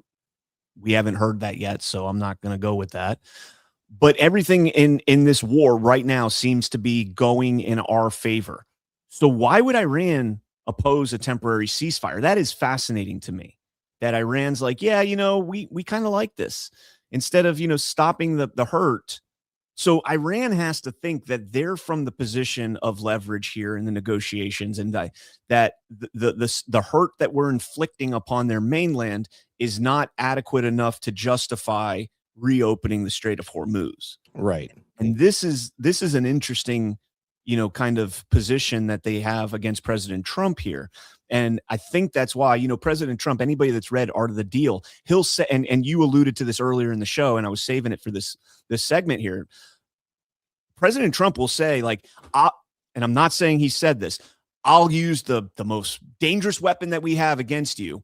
And then behind the scenes, he's like, hey, I'm not going to do that, but let's get this deal done. I have to, he'll project strength and then actually be calm and level headed in the closed door meetings. He says this about Kim Jong-un before he crossed the 38th parallel, when he was saying, he's crazy, Rocket Man, and all this crazy shit. And then they're sending love letters back and forth between each other. Right. Right. So it is an interesting position that we're in right here, and seeing Iran not wanting a temporary ceasefire when we're supposed to be obliterating them is interesting, to say the least. It is. And President Trump has said the same thing about Iran using similar tactics. So it appears to me that the Iranian point of strength is coming from the pressure that is being put on those nations, which really are partner and ally nations with the United States, with not allowing that oil or energy to flow through the straits. And, perhaps they can sort of sour the relationship between the United States and everybody else, allowing those countries to maybe flip allegiances because they are so dependent upon that oil coming from that region. So maybe that's it, or maybe it's all part of a game to prove that NATO is totally useless, and that the UN is totally useless, and that there is actually a whole bunch of oil that could be purchased from the United States and from Venezuela, which is really our oil at this point. Yeah. CK Rothoff says, so in other words, we cannot believe anything Trump says. No, that is not what I said. I did not say that at all. President Trump has a very specific way of working deals. That's why he wrote Art of the Deal, and that's why he is the deal maker. He understands you have to come from a position of power. And a lot of that power as the president of the United States is in the words that you say. Doesn't mean the actions you do, but in the words that you say. And, just like the Ukraine-Russia war, how much of this stuff is already negotiated and we're just watching it all unfold. Right. I want to play this clip here of this was from what's his name, Trey Yingst, I guess, had an opportunity with Fox News to sit down with President Trump, and there were two big things in this that I took away from this. He talks a little bit about, you know, the rescuing of the Air Force pilots that we'll get into here. But then when they bounce it back to the studio in New York, the question they asked, I want to go over that, and that will segue into the next segment here. Actually, hold on. Let me see. I think we have another sponsor before we get into that. Yes, we do. Before we get into that, we do have another sponsor, and that will be our last sponsor for the show. Although we'll probably talk about soft disclosure a little bit too. So let's go ahead and there we go. All right, guys, I want to share with you a story about a farming family supporting this channel. 8 years ago, their brother returned from Afghanistan with significant injuries. He lost his ability to function. We can't share the exact story because of the FDA restrictions, but the friends kept suggesting CBD, and so they tried dozens of CBD products, but nothing helped. Out of frustration, they began to create their own. They started making it to help friends and family have CBD that they knew was clean and powerful as possible. Then doctors started asking to carry it, and it took off. And now they speak at medical conventions and help others across the U.S. While most companies have 1 to 10 compounds in CBD oil, their oil has up to 50. They have 8 things that make their products different. They make balms, gummies, pet products, etc. They're called Emerald Med, and you should check these guys out. If you get their CBD and don't notice a big difference, they'll actually provide a refund. If you want to support a business that supports our channel and free speech with marketing dollars, and if you need a source for CBD that's real, they're running a special right now because it's their company's anniversary. You can click the link below to try Emerald Med for 40% off today. Get extreme muscle and joint relief, get significant inflammation and circulation support quality sleep, and even daytime calm. They're worth a try at least once. Just click the link below and use the code for 40% off up to 2 items today. All right. And thank you to Emerald Med. I bought their Ace Manon, their Aloe RX product a month ago.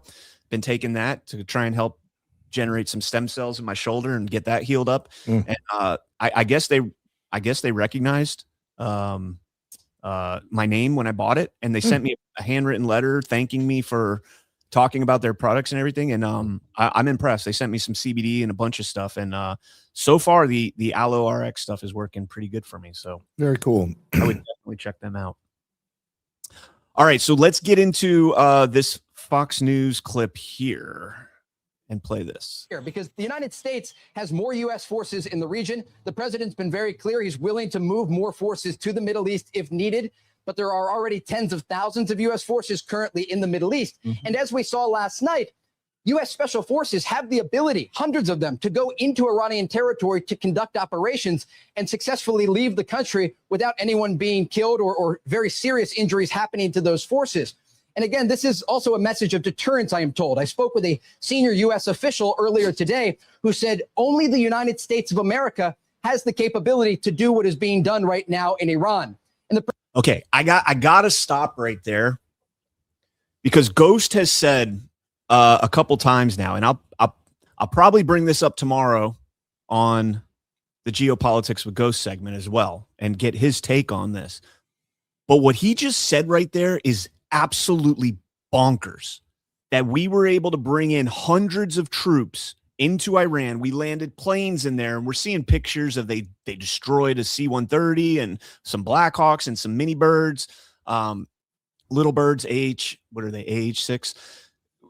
We're seeing all of this being reported, but no loss of life. We're told. And then he says, you know, the U.S. is the only country that could have done that. Is there some sort of an agreement right now with the Iranians to do this? I think that within Iran right now, you have factions of leadership and sort of like siloed out components. Yes. I think the IRGC is not somebody that we have good relationship with.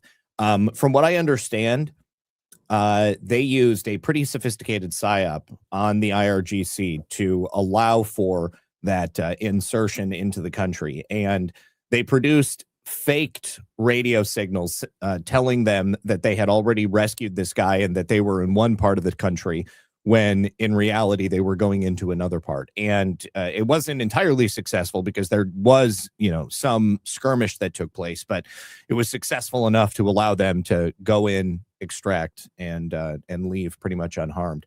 And I would imagine that there probably would have been some other workings that were going on outside of the IRGC. And, who knows, maybe even within a portion of the IRGC. So here's the thing is even so assuming that the pictures of destroyed C-130s, I think there were 2 of them that they said they destroyed. Assuming all of this stuff is actually what happened, right? Helicopters, Blackhawks and Little Birds were destroyed, C-130s destroyed. That would have had to have been the diversionary force if that were the case, first and foremost.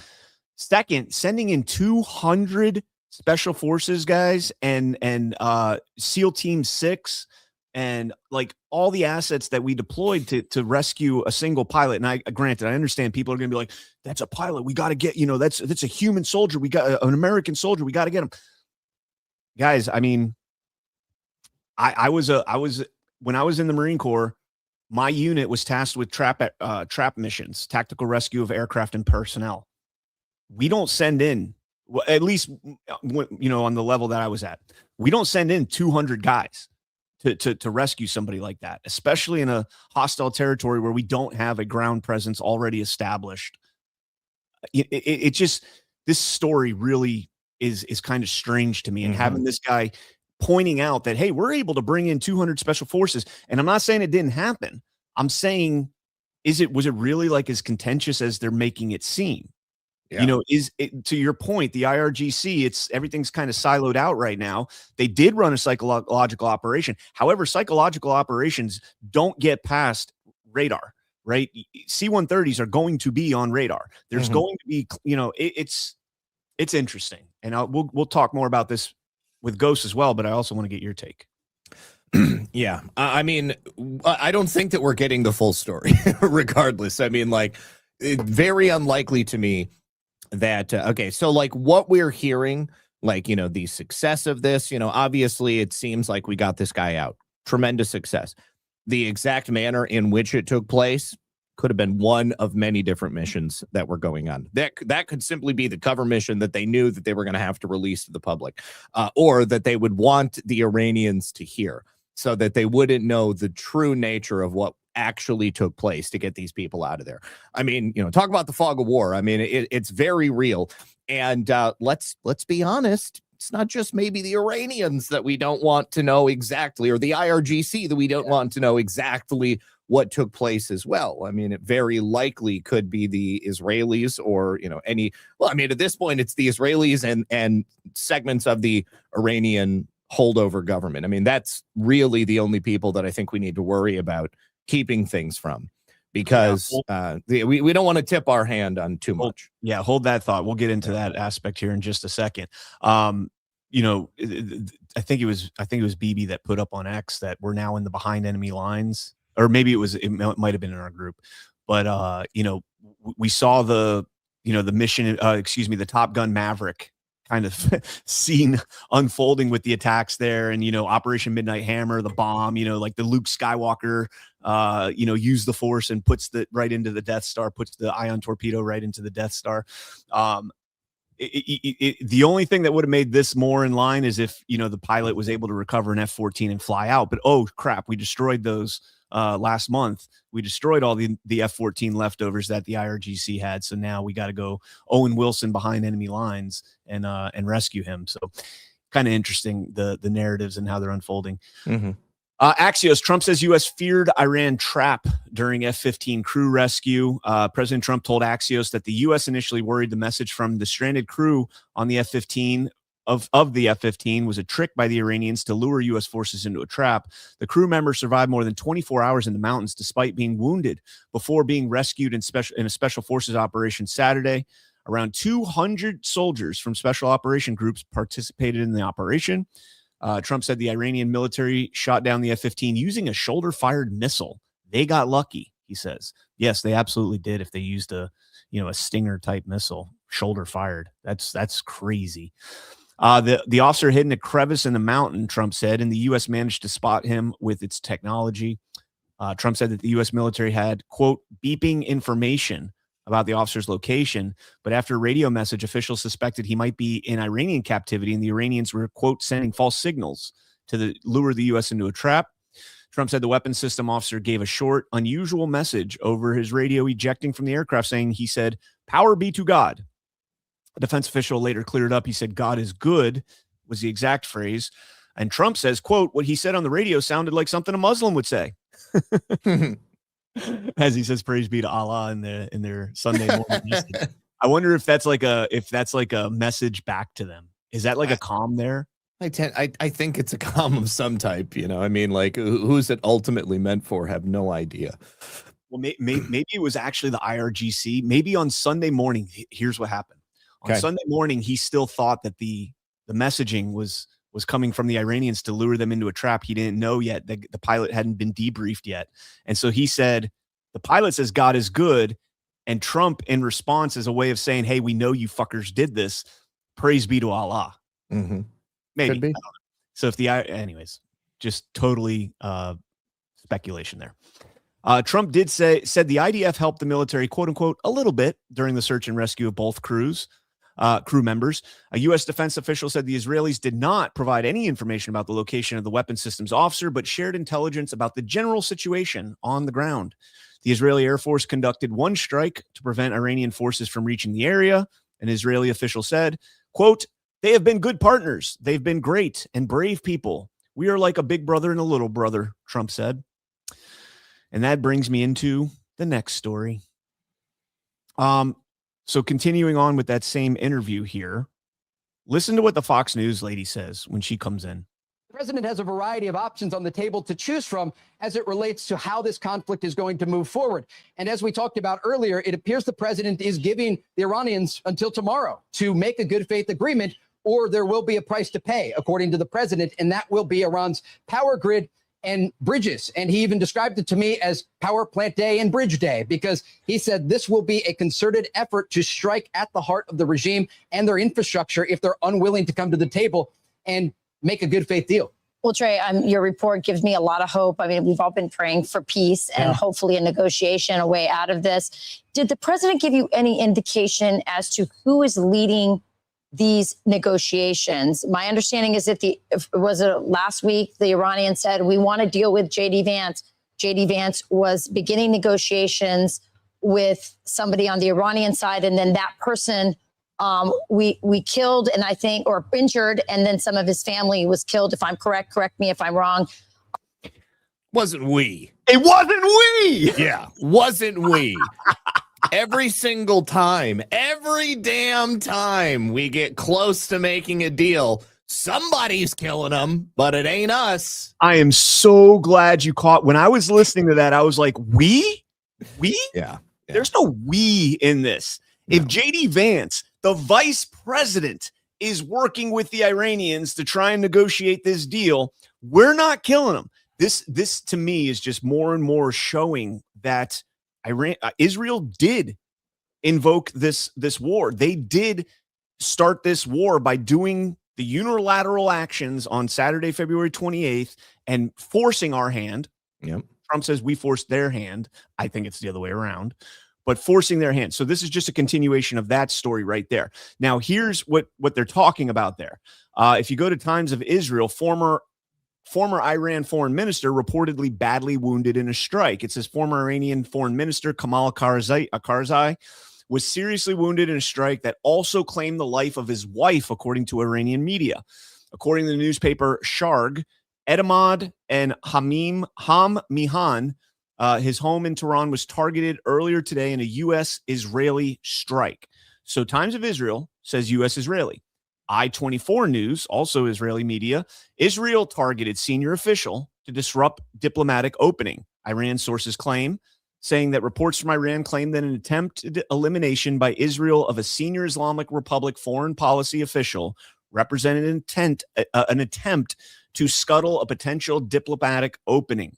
And then if you jump over to X and look it up, RT is reporting on that it was everybody's reporting that it was Israel.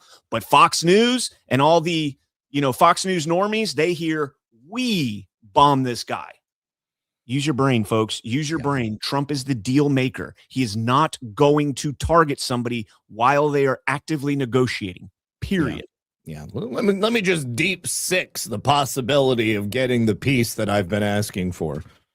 Absolutely bonkers. Yeah. Now, I mean, this is not the first time that this has happened, right? The first strike on February 28th, Witkoff and Kushner were meeting with Aragchi in Oman, had a scheduled meeting for Vienna on the Monday following, and the attacks happened just after that meeting. Then you fast forward, Trump's working out a deal. You know, he says, I think we're on the brink of a deal. Israel hits the South Pars gas field, and all of that goes to shit. Then we're working out a deal here. We've got the Pakistanis in a deal. They kill the negotiator with J.D. Vance, or excuse me, before the Pakistanis.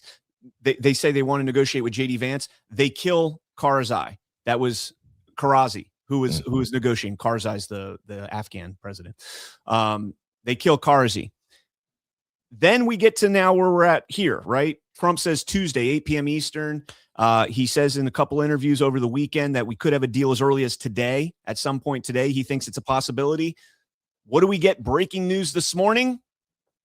Israel hits Iranian petrochemical plant and massive gas field as Trump deadline approaches. Are you fucking kidding me? Yeah. Remember the big brother, little brother analogy he just used in that Axios article? Mm-hmm.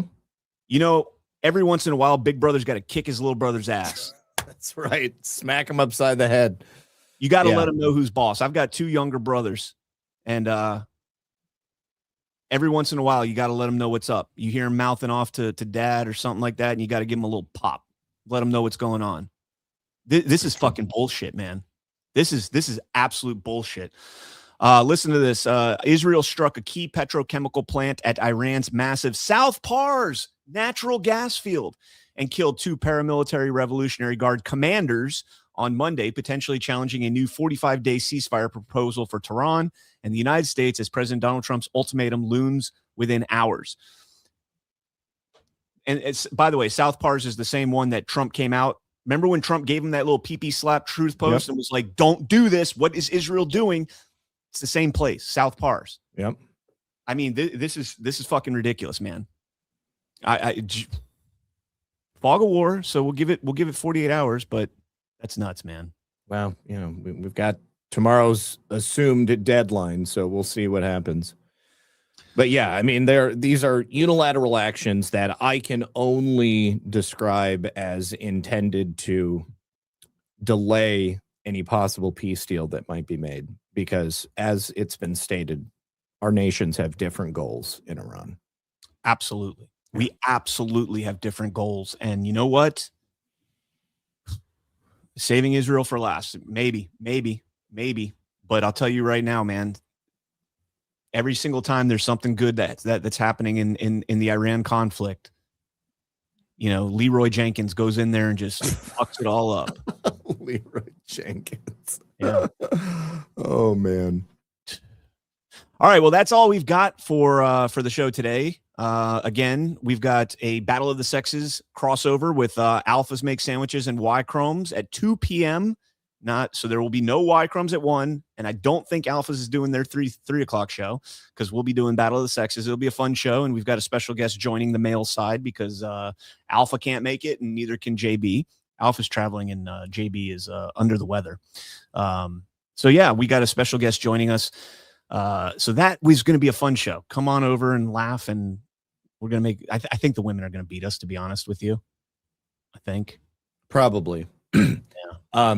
For anybody who's wondering whether or not President Trump is alive, he's currently doing the kitty egg roll at the White House. He's there. He's live. He's emceeing. He's blowing whistles, and he's cheering on the children that are rolling eggs. And he's standing right there with the Easter Bunny. Not the white Easter Bunny, but like the Peter Rabbit Easter Bunny. And then, Zach, what do you got coming up, brother? I'll be live at 5 p.m. on my channel, and then I'll be live again tonight at 10:30 on Baseless Conspiracies. All right. Yeah. All right. So we'll see you guys over at the Battle of the Sexes. Be sure to check out Daily Herald at 1 p.m. That'll be coming up 1 p.m. Eastern time, and check that out. And is there anything else? I want to make sure I'm not forgetting anything. I feel like I'm forgetting something, Zach. I mean, there's always something else we could talk about. So I know that's true. I'm talking about like, badlandsmedia.tv/events. Get your GART virtual in-person tickets or in-person tickets. That's coming up. Be traveling. That's what I wanted to know. So scheduling for this for Badlands Daily this week, there will not be a Badlands Daily on Thursday. That is the only time that I will ever not have a show. All of us will be either traveling or in Nashville, so there's no way that we can do the show. But Chris Paul and I will be doing Badlands Daily live from Nashville Friday morning at 10 a.m. I think it's at 10 a.m. still because they're 1 hour behind, so 9 a.m. Central Time. And yeah, check that out. There's a new show tonight at 6 p.m. What's the new show tonight at 6 p.m.? I don't know. Not aware of it. Kitsko, what are you doing to me here? You're throwing a link, a kink in the armor here, or no, something like that. I don't know. Kink in the armor doesn't make sense. So Breaking Free of Psyops. Oh, okay, cool. Matt Ehret. Cool. Right I'm gonna have to check that one. Matt Ehret wrote a great book about the deep state, and I'm about halfway through it. I had to put it down because I had to start reading for the book club. But Matt Ehret is changing his show from movie night to psyop show. Oh, cool. All right. Jessica Storm coming through in the clutch there. All right, guys. We'll see you guys later. God bless. Peace. In a quiet town at where beards grow wild and lips dare to crack without permission, one woman has suffered. Hi, I'm Margie, and I'm Jadriet's mother. But the world would come to know her by another name, Madame Margie, the moistureless. Jay came home with a lip balm. It's called Soft Disclosure. With one miraculous application, her power awakened. Within one day, my lips were healed. It was miraculous. But salvation came at a cost. For in the shadowed lands known only as Badlands, You boys at Badlands are so handsome. she saw potential. You're covering up your beautiful faces. And she made her demand, Shave them all off, or face the consequences. Beard oil will not save you now. and you'll look so much better. This summer, moisturize wisely and guard your beard, because Madame Margie, the moistureless, is always watching.